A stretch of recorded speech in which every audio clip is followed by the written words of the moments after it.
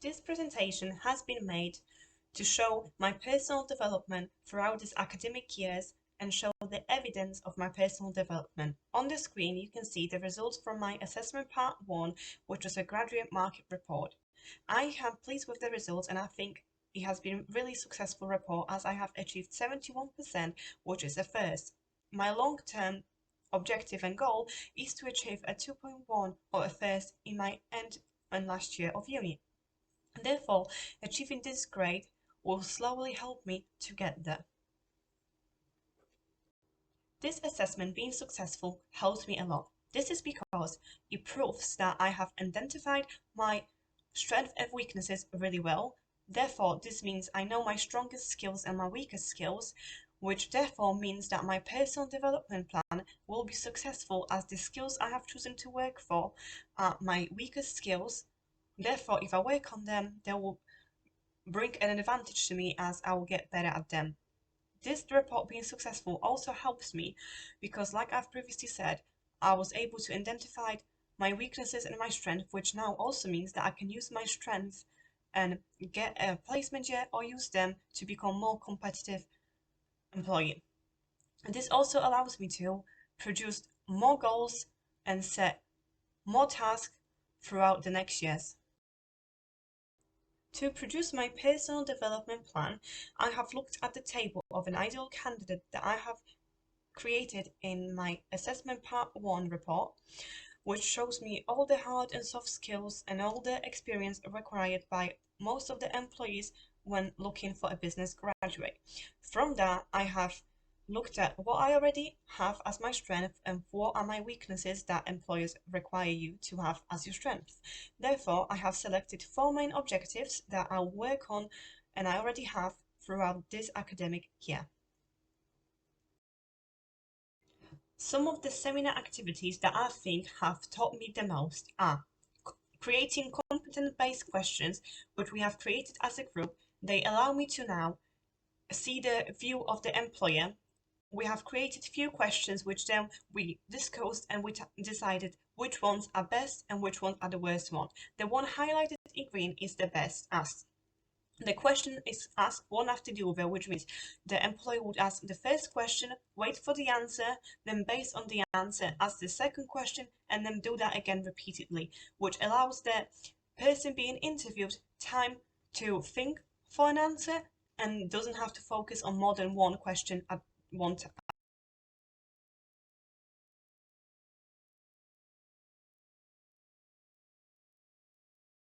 My first objective on my personal development plan was to improve my IT and Excel skill, including adding data and formula to a spreadsheet.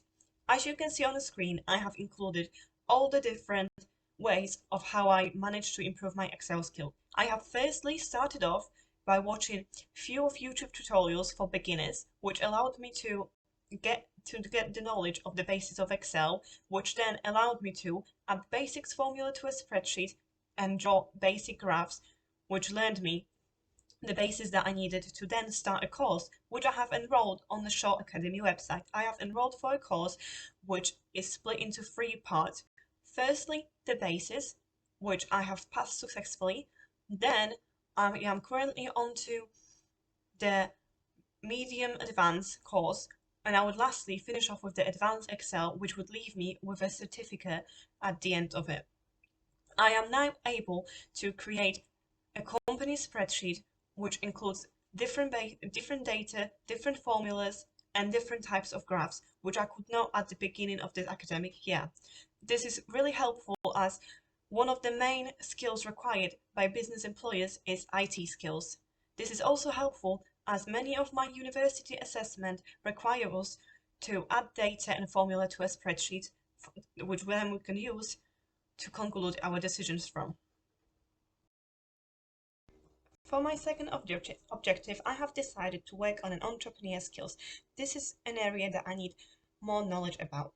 To do so, I have read a book named The Entrepreneur Mind, which talked through all the characteristics and beliefs in some of the most famous entrepreneurs. I have absolutely loved this book as it talked through all the bases and what's inside an entrepreneur mind. I have also enrolled on a short academy course named How to Start a Business, which is a short course that walks you through starting a business. And finally, for a long-term project, I have also enrolled into my Year 6 for an entrepreneur skills module. This is to help me understand in details entrepreneur characteristics and minds. For the last two objectives on my personal development, I have decided to improve my time management skills, prioritizing tasks and following an arranged schedule. And I have also decided to improve my stress management skills, as once again, these are the most common employer required skills when looking at the business market. To do so, I said that I will achieve this by writing out a schedule for a full week. I will set an alarm for a specific task every day, and I will set an achieved amount of tasks for a specific time period. I will also prioritize tasks and eliminate distractions. To improve my stress management technique, I have said that I will research stress management techniques, exercise, make sure to follow a schedule as this results in much less stress, and set achievable goals. I have decided to work on these two together as one of them complements the other. Therefore, to do so, I have started off by planning out a rough schedule for the week on a post-it note on my chalkboard, which helps me to achieve a specific goal every day. I have decided to only set one goal as most of the time I am out of the house. Therefore, for a little task, I have set an alarm. Each time my alarm rings, I know what task I have to do next. This also allows me to prioritize the task and avoid any distractions, as I know I only have limited amount of times to complete a task. I have also decided to join gym, which allows me to book classes like yoga, which allows me to de-stress. I have also booked classes such as spin classes, which allow me to get all my energy out. Therefore, I am less stressed and I can focus more on the task needed to be completed.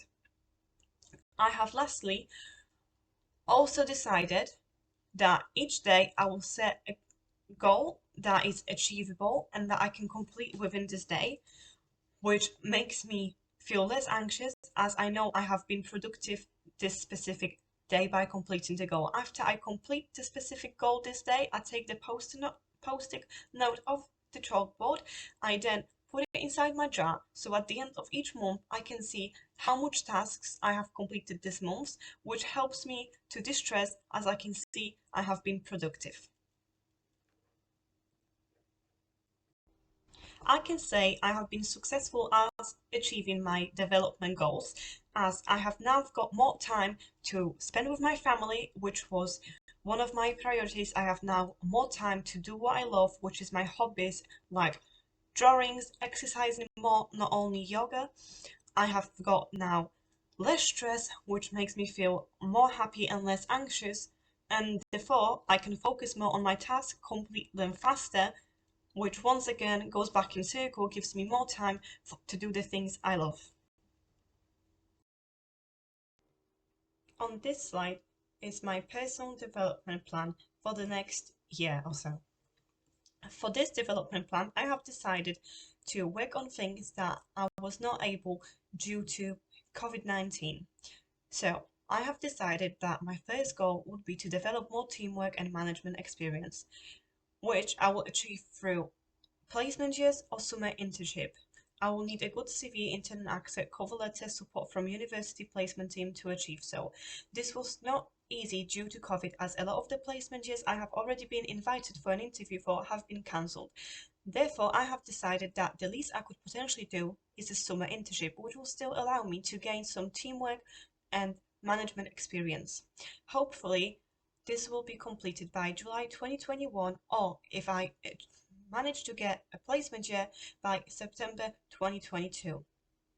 This will help me a lot, as a lot of employers ask for a placement year experience or any sort of management experience. For my next objective, I have decided to stay with my entrepreneur skills, as this was a long-term objective and I will still need to work on that throughout the next year while taking the module. For my third objective, I have decided to take on some volunteer/charity work. This is because this was one of my biggest plan last year, which I also couldn't do due to COVID, as there was multiple restrictions in place which didn't allow new staff to be employed. I would really love to work in a dog shelter or any animal shelter that would allow me to help out the animals, take them out for a walk, which would also means it would help me with my time management and I would have more things to do. Therefore, I would need to manage my time more effectively.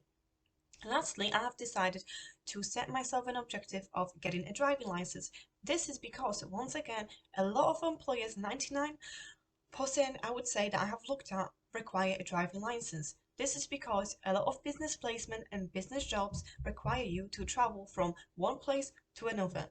To achieve this, I have messaged a driving instructor, which I have already booked lessons with.